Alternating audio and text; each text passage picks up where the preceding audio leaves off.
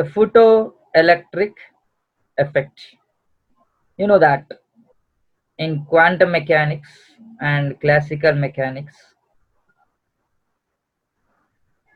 there should be we have seen the differences between the especially classical mechanics and quantum mechanics in the previous class. There, particle is going to be, or else matter is going to be possessing dual nature in the quantum mechanics. That's what your particle nature and wave nature. When you consider the classical approach of your quantum mechanics, nothing but your particle nature of the matter, we are supposed to get the consequence of that particle nature is nothing but your photoelectric effect. So this photoelectric effect theoretically explained by proposed by Einstein, Albert Einstein, and he got Nobel Prize even for this also. You know that photo stands for light, is going to be converted into electrons, electric electrons in this effect. That is called as your photoelectric effect. So in the photoelectric effect, what we are supposed to do in the sense, we should take a metallic sheet. The surface of the metallic sheet is going to be radiated by the light of suitable frequency or suitable wavelength. Then then electrons are ejected from the metallic surface. This impact or this phenomenon we are naming as photoelectric effect, as photons are incidenting and giving the energy to the electrons on the surface elements, surface particles, electrons. These electrons are ejected from the surface of the metal surface. That is what the effect is known as photoelectric effect. See, using this effect only, he got is became very famous, and he got also a Nobel Prize, because he has given that the he proposed the modern physics there. That's what the dual nature theoretically he proposed, and then he experimentally have shown the evidence for that particle nature of an electron there. You please will go through this topic and we will understand this. See, photo stands for light plus electric. The photoelectric effect is an effect in which light energy is converted into electricity. This was first explained by Albert Einstein in 1905. Theoretically, practically has shown in 1914, and he got a Nobel Prize in 1919 around. And when light strikes certain light sensitive materials, not all kind of materials are going to be producing this photoelectric effect. Some metallic materials, light sensitive materials, so these are the light photons which are going to be incidenting here, which are going to be incidenting on the metallic surface. As a result, electrons are ejecting out of this metallic surface. So when light strikes certain light sensitive materials, it may cause them to give up electrons. So electrons are ejected out. This phenomenon we are naming as photoelectric effect. See, that's what we are going to observe here. See, a metallic foil we are going to be taking, a thin metallic sheet we are going to be taking here, and now the photons are going to be incidenting. Photons are incidenting there. You can visualize that animation there. The electrons are, yellow color particles are the electrons, and the blue particles are going to be your photons. Photons are incidenting. As a result, electrons are going to be emitting out. This is what your photoelectric effect. So now, as blue light strikes the metallic foil, the foil emits electrons. So when red light is going to be incidenting, just imagine that red light is incidenting here. Red photons are going to be incidenting. So already in the last class we have observed that in the electromagnetic spectrum, or in the visible region of light. Visible region of light is going to be having different wavelengths, means we are characterizing the light depending on its wavelength or else using its frequency. So when you are going through the blue color light, it is going to be having different color, and the red is going to be having different color due to different wavelengths or else different frequency. That's the reason when blue light is incidenting, you are expecting photons. When red light is incidenting, there is no ejection of your electrons here. What does it means here? In the sense, this metallic foil is going to be sensitive to that blue color light, to that wavelength or to that frequency, the frequency of blue light or wavelength of your blue light. But this is not sensitive to your wavelength of your red light. That's the reason you are not getting any kind of photons from this one here. So photoelectric effect happens there depending on the frequency or wavelength of the photons which are incidenting on the metallic sheet. Or else we need to incident the photons which are suitable to the metallic foil there. Suitable frequency photons are to be incidented on the metallic foil. As a result, you are going to be getting this kind of photoelectric effect. See, that's what we are going to be. See, red light is going to be having 700 nanometers, and visible light is varying in between approximately 400 nanometers to 700 nanometers. Your metallic sheet is going to be compatible with this 450 nanometers blue color light. That's the reason it is going to be ejecting. It is sensitive to this wavelength, but not this red color light, 700 nanometers here.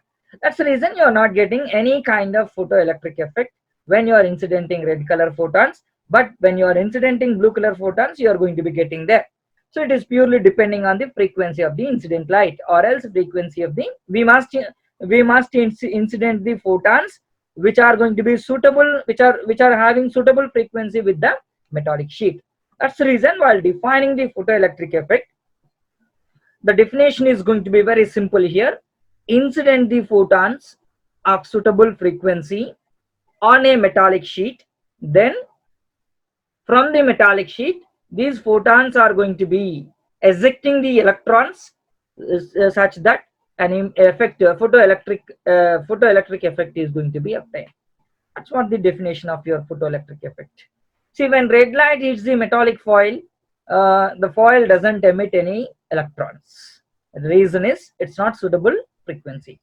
See, blue light has more energy than red light. Maybe it may be, but when the E is equal to h nu, then obviously when lambda is more, you are going to be having less energy. Hc by lambda we can write there. I'll show you. See, when you have E is equal to h nu, I can write this as hc by lambda. In terms of frequency, it is h nu, and it can be written as hc by lambda. When lambda is more, it is going to be having less energy there. That's the reason lambda is 700 nanometers here. As a result, energy is going to be less, as blue is going to be having low wavelength here compared to red. It is going to be having more energy. That's what they have discussed here. See, anyway, blue light is having more energy than red light, even though the frequency, in terms of frequency, red is going to be having more frequency than your blue light. Okay, so yeah, this is what the basic difference here, and means it depends on the photoelectric effect is purely depends on the frequency of incident photons. How could we get more energy into the red light? How do you get that? Try to increase the brightness. This is one more feature we can do. See, as per this formula, we are saying that red light is going to be having less energy. But we have another options also. We can increase the energy by increasing the intensity of radiation. intensity of radiation. See, is it going to be working there? If you are increasing the intensity, in the sense you are increasing the amplitude only, increasing the amplitude only. If you have the frequency is going to be, you know, that the number of oscillations per unit time is nothing but the number of cycles per unit time is nothing but your frequency. If we are not changing this lambda, or else if we are not changing the frequency, but we are changing the intensity, means we are boosting up this its amplitude there, we are increasing the intensity there, we are boosting up this amplitude. Does it changes any frequency here? No. Does it changes any wavelength? No. Means it is still in red in color only. You are increasing the energy of the energy of the incident radiation by increasing the brightness, but you are not changing any kind of wavelength here. You are not changing any kind of wavelength. See, as the wavelength is not changing, you are are you supposed to get any ejected electrons from the metallic surface? Never, because it purely depends on change in the frequency only. It is not depends on intensity of radiation which is incidenting here. That's what we can observe. We can see here. See, red light with more amplitude, instead of incidenting one photon, we are going to be incidenting here 3 photons. Now we are going to be incidenting 3 photons. As a result, what you are going to be expecting here, you are supposed to get the electrons, but we are not supposed to get them. See, we are increasing the number of photons. It means intensity or brightness is going to be increasing there, but we are not getting any kind of electrons, because it is purely the wavelength of those red color light photons is not suitable to the metallic frequency of your natural frequency of your metallic sheet here. That's the reason we are not expecting any kind of electrons here, right? So now coming to, see, that didn't work because it may be it's still not bright enough. Still increase more here. Are you getting any number of electrons there? No. So still it is not working. What happens with the brightness? With brighter blue light here, if we are going for more blue light, instead of incidenting one photon, now we are incidenting now blue color photons. Number of photons is more. We are getting more number of electrons are ejecting out. More number of electrons are ejecting out. Do you observe the same situation in case of your red light by increasing the number of photons there? No. See, what does it means here? What do you conclude here? That's what. See, doesn't work with red, but it is working with the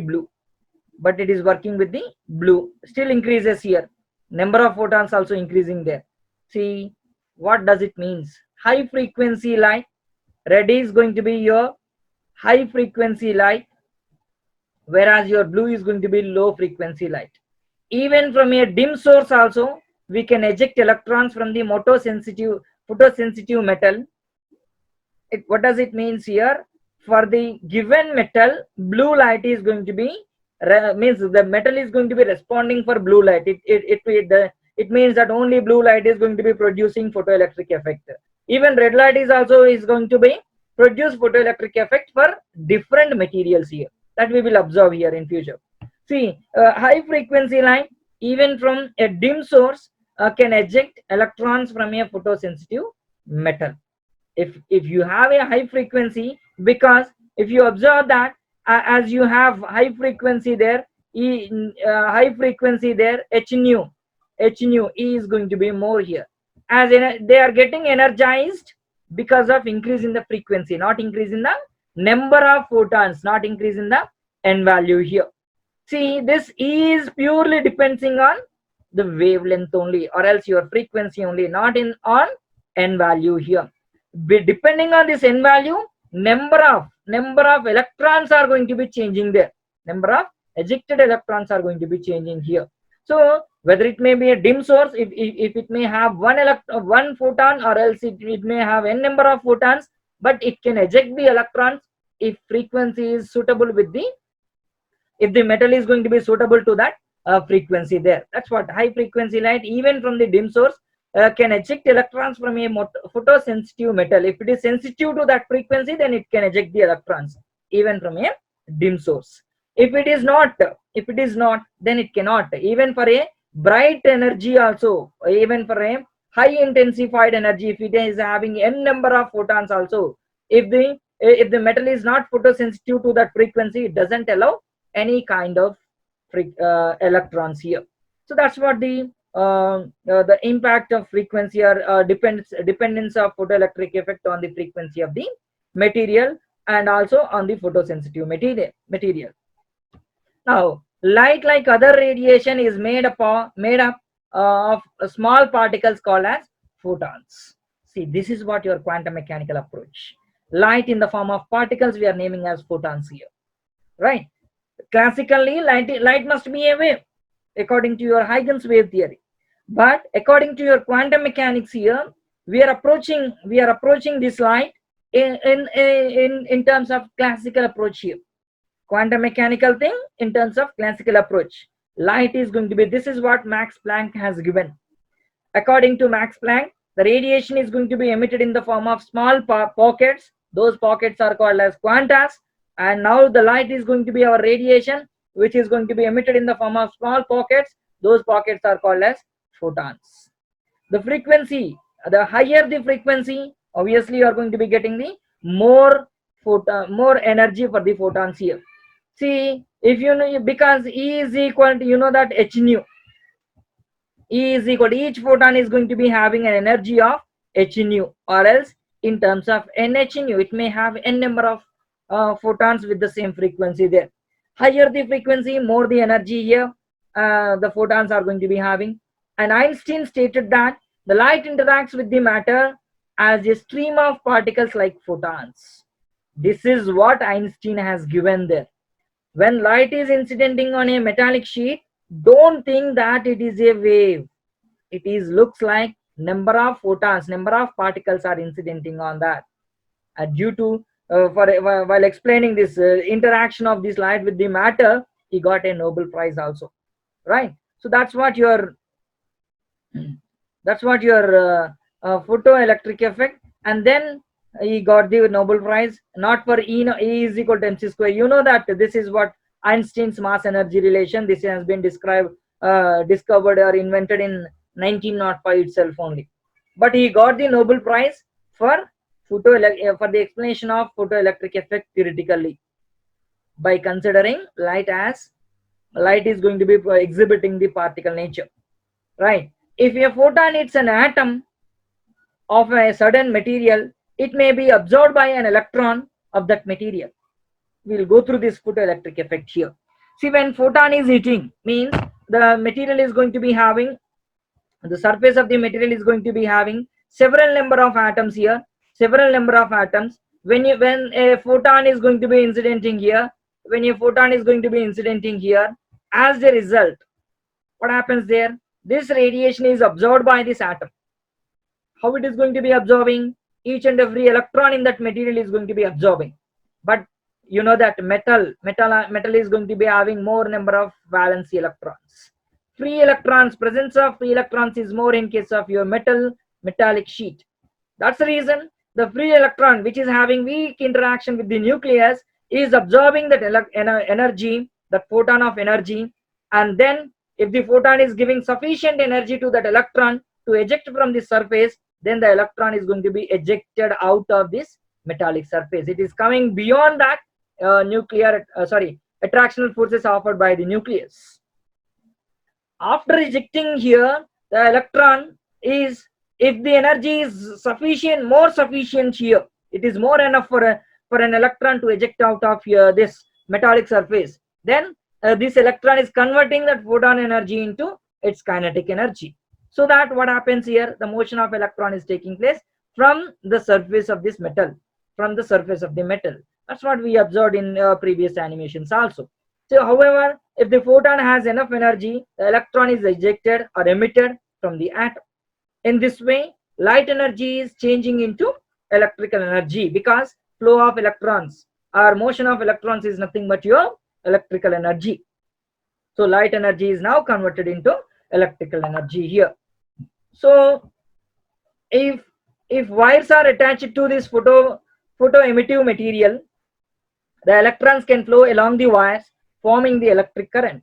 That's what the photo energy is converted into electrical energy. He has made experimental evidence has provided here in 1914 in this way. He has taken a evacuated tube here and incidenting this red lights are going to be the incident photons are going to be incidenting on a metallic sheet here. As a result, he doesn't get any electrons. Electrons do not get to the plate here. So no current is going to be flowing through the ammeter. That's what we observed in the previous slides also. Now, when blue light is going to be incidenting on that metal emitter plate on a metallic sheet, he observed some number of electrons are going to be incidenting on the collector plate. As a result, some current is going to be flowing across this circuit. So the current which is produced due to this electrons is called as photocurrent, and the ejected electrons which are tending towards the collector plate are called as photoelectrons. Photocurrent and photoelectrons. These are the electrons which are coming out of a photosensitive material or else photo emittive material, right? So it helped explaining the particle nature of the light. First of all, why is the photoelectric effect is so important? In the sense, photons are incidenting, particles are incidenting, particles are ejecting out. So it helped him to explain the particle nature of the light. It is the basis of your quantum theory. Quantum theory, in the sense, according to quantum theory, the matter has going to be possessing dual nature. That's what your particle nature as well as your wave nature. So to explain the refraction as well as polarization and interference and diffraction phenomena, Heisenberg has we utilized the Huygens wave theory there. So that's what the classical approach. According to that, light is going to be in the form of a wave, and now we are going to be absorbing that particle nature to the, we are appending the particle nature to the light by using, practically we are absorbing this by using this photoelectric effect. That's the reason it is the basis of your quantum theory, and it is used in photocells, example in solar calculators, alarms, automatic garage doors, automatic garage door openers, and flash of a camera, and etc. See, this is what the importance of your photoelectric effect. And here you have the photosensitive material. When white light is incidenting on it, which is required, it is going to be ejecting the electrons, which is connected to this source, LCD source, or some LED source, LED displays there. Okay, and these are the photosensitive things we are using as photo cells here. Solar panels we are going to be calling them as, right? In these solar panels, what is going to be taking place? In the sense, photons are incidenting and it is converted into electrical energy that can be utilized in the factories or in the homes or for any appliances there. All right, and then this is what your flash of a camera. Flash of a camera also is going to be working on this photoelectric effect only. And then you see this burglar alarms. See, we are placing two materials here. One is the light incident, light source we are going to be placing here, and here we are going to be placing a photosensitive material. When light is incidenting without any obstacle here, then what happens? Without any obstacle, if there is nothing is going to be there in between them, light is incidenting and it is converted into electrical energy, and we are going to be placing a processor here. It is going to be saying that the input energy, if we can measure the input energy here, electrical energy, and we are converting that into light energy. That light energy is going to be we are taking infrared rays here, and infrared rays are incidenting on this, and it is also absorbing that energy, and we are getting photocells we are taking here. It is converted into that energy is going to be converted into your electrical energy, and we are using an ammeter. So by using an ammeter, input energy and output energy is going to be calculated there. If it is same, then there is no problem at all. If somebody is going to be placing here in between these two ends here, and then there is a disturbance in the input output energy there. We are not getting sufficient output energy, and then the processor is going to be processing the signal there, and finally it is going to be activating the triggers of the alarm there. A switch activated that triggering the alarm. So when a person is going to be placed in between them, then obviously a beam of light is going to be interrupted there. As a result, the current in this on this side is going to be becoming zero. Then it is the switch is going to be activated that triggers the alarm. So this is what your smart devices we are using in we are supposed to use in many situations there, while opening the doors and while closing the doors. When person is entering into a shopping mall, the doors are going to be opening by own its own self, uh, itself there, right? And and also using we are using this in movies. Using laser lights we can observe the same kind of situation there, triggering of alarms. And what is, yeah, we are going to review here. What do you mean by photoelectric effect? The ejection of electrons from certain metals when light falls upon them. The metals are said to be photosensitive materials. They must be sensitive to the light. Sensitive in the sense the word is going to be giving you that suitable light is going to be incident, suitable frequency light is going to be incidenting on that material, then it is became photosensitive material. Who and when is going to be obviously you know this thing. And then